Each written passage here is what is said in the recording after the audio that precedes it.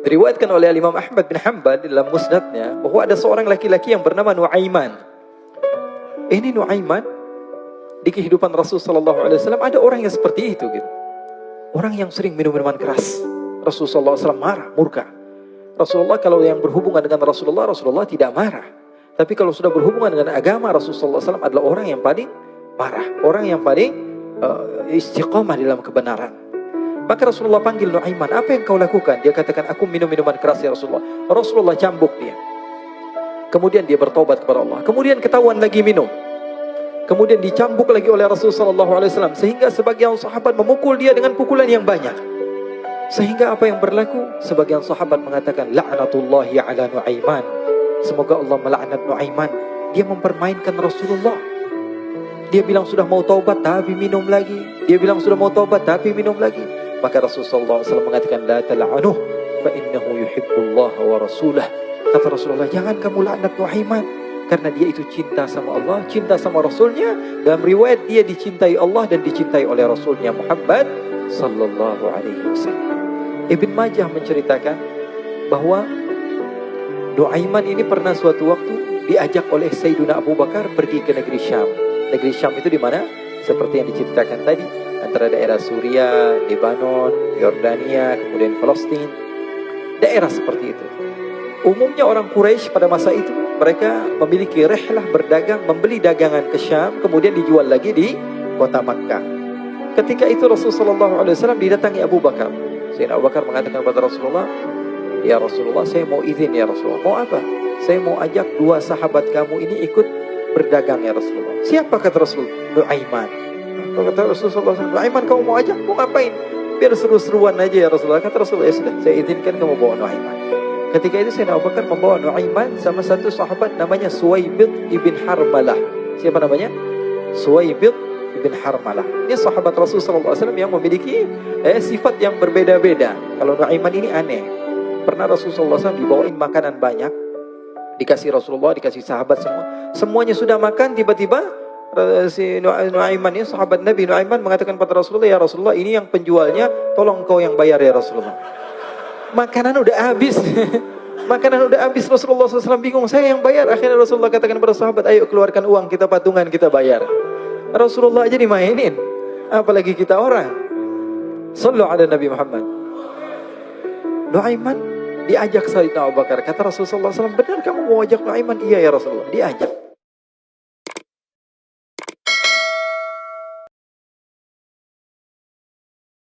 Siyar A'lam An-Nubala. Diceritakan juga dalam musnadnya Imam Ahmad bin Hanbal. Dalam riwayat Imam Ahmad bin Hanbal. Maka diceritakan Nuaiman diajak oleh Sayyidina Abu Bakar. Sesampainya di negeri Syam, semua dibagi tugas. Fulan bin Fulan kerjaannya ini, Fulan bin Fulan kerjaannya ini. Semua memiliki kerjaan. Nuaiman tanya, wahai Abu Bakar, kerjaannya saya apa wahai Abu Bakar? Kata Sayyidina Abu Bakar, kamu mau ngapain terserah kamu wahai Nuaiman. Yang penting kamu ikut saya kan. Kemudian satu di antara mereka namanya Suwaibid ibn Harmalah. Ditanya oleh Sayyidina Abu Bakar, wahai Suwaibid, kamu mau kerjaan apa? Kata Suwaibid, terserah kamu wahai Abu Bakar. Kata Sayyidina Abu Bakar, kamu menjaga makanan. Karena saya tahu kamu ini adalah orang yang senantiasa menjaga amanah. Suwaibid ini kalau disuruh maju, dia maju. Disuruh mundur, dia mundur. Disuruh ke kanan, dia ke kanan. Disuruh ke kiri, dia ke kiri. Orang yang ikut aja. Kalau Nuaiman beda. Disuruh maju, dia ke belakang. Kasih sen kanan, ke kiri belok. Nuaiman itu orang yang berbeda. Maka Suwaibid mendapatkan tugas, semua mendapatkan tugas kecuali Nuaiman. Sehingga ikhwani, apa yang berlaku, apa yang terjadi? Sayyidina Abu Bakar pergi sibuk dengan kesibukannya, sehingga datanglah waktu siang. Nuaiman sudah lapar. Nuaiman cari makanan. Dia nggak punya uang, diajak Sayyidina Abu Bakar tapi tidak diberikan uang. Sehingga dia cari-cari makanan, dia tahu Suwaibid yang jaga makanan, dikatakan, wahai Suwaibid, saya mau makan, berikan kepada saya satu roti saja. Yang terpenting apa? Saya makan sekarang, saya sudah lapar. Kata Suwaibid, ya Allah Nuaiman, kita tunggu Abu Bakar saja sehingga dia datang, karena ini amanat. Amanat dari Abu Bakar, saya tidak boleh berikan kepada siapapun kecuali atas izin Abu Bakar.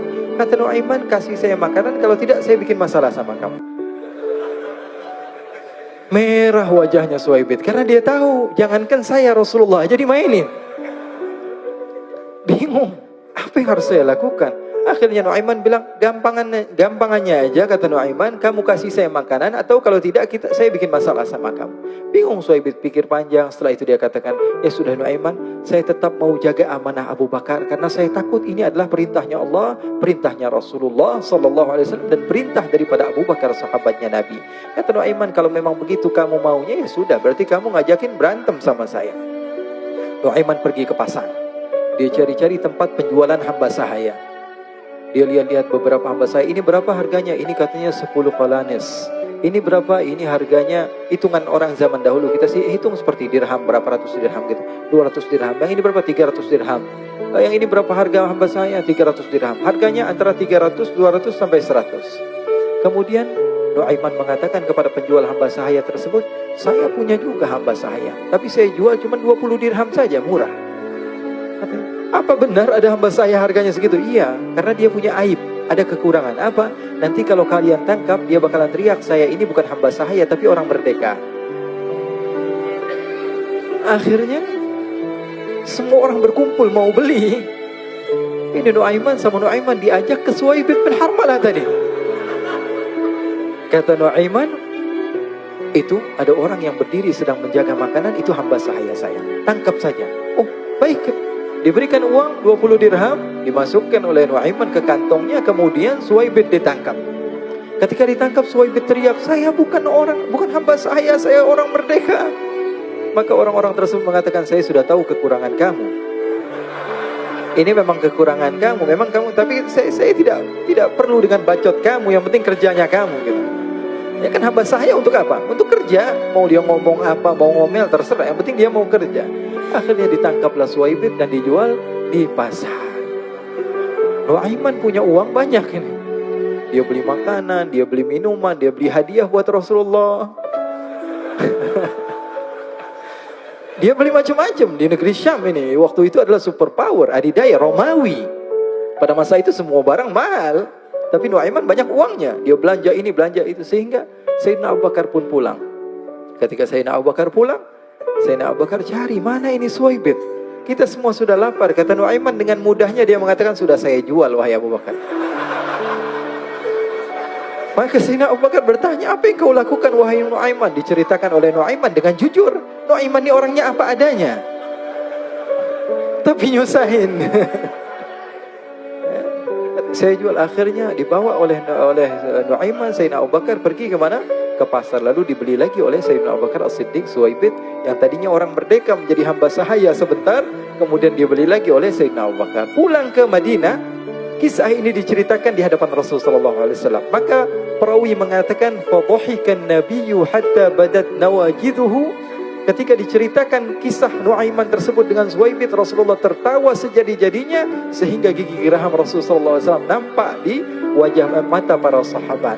Sehingga perawi lain mengatakan 1 tahun berlalu Rasulullah setiap ada tamu yang datang pada Rasulullah akan ceritakan kisah Nuaiman menjual Suhaib tersebut.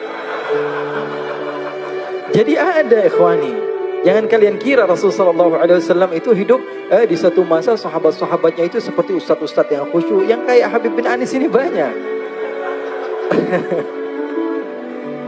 Bahkan ikhwani, mungkin di akhir karena masanya sudah habis, pernah suatu waktu Rasulullah SAW didatangi asyraf, delegasi dari beberapa negara yang ingin mengenal apa itu agama Islam.